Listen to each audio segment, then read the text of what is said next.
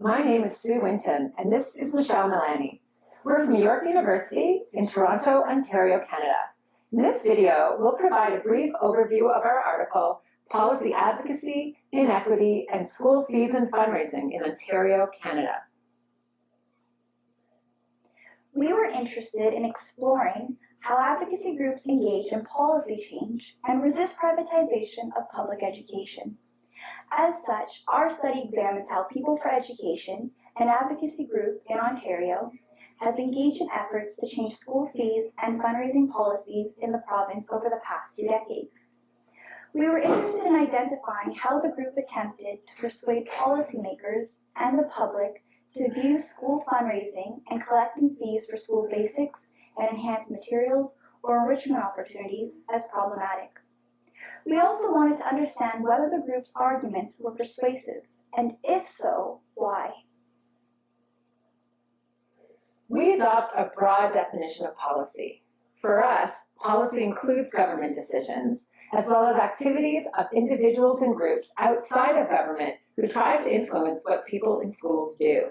Our definition of policy also includes what actually goes on in schools.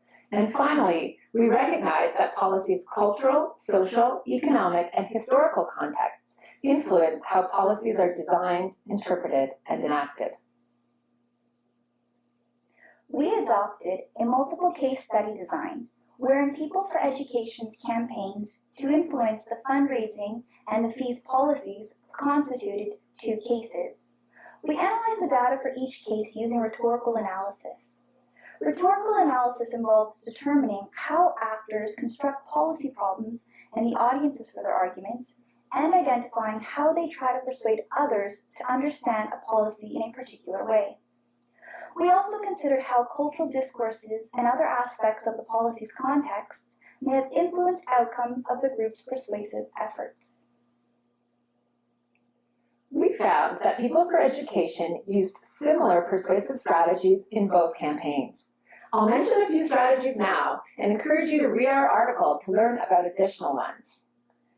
A common strategy People for Education used is the use of numerical data to appeal to reason. Numbers are used, for example, to show the wide disparity in the overall amounts fundraised by schools. People for Education combines appeals to reason with appeals to emotions and values. This strategy is evident in the group's annual reports, where quotes from principals and parents are placed alongside numbers. After identifying the elements of People for Education's arguments, we looked for evidence that the arguments had been taken up in government texts and that practices in schools had changed.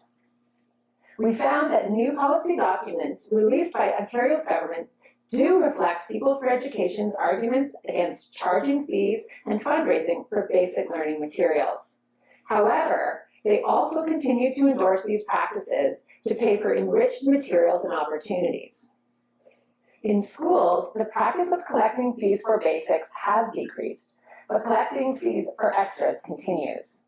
In the case of fundraising, this practice continues for both required and enhanced or optional materials. Finally, we considered how neoliberalism and other aspects of the policy's contexts might help explain the variable persuasiveness of People for Education's arguments. First, we found that People for Education and Ontario's government agree that the government should provide the basic resources needed for learning in public schools. Funding the basics helps to give the appearance that the government is providing all students with an equal opportunity for success, while facilitating market conditions. This is an important role for governments under neoliberalism. Also, allowing parents to pay for enhanced materials and opportunities gives parents a way to provide their children with advantages that these enhancements provide. Neoliberalism's emphasis on individualized responsibility suggests that this is what parents should do since they are responsible for their children's success. Further, the argument that fundraising and collecting fees for extras are problematic practices because they promote inequity may not resonate with parents or the public because it conflicts with neoliberal discourses of meritocracy.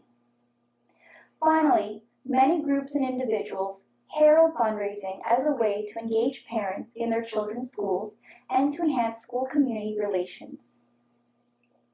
We conclude our article with a discussion of its contributions. We hope you'll read it, find it useful, and send us your thoughts about it. Thanks for listening.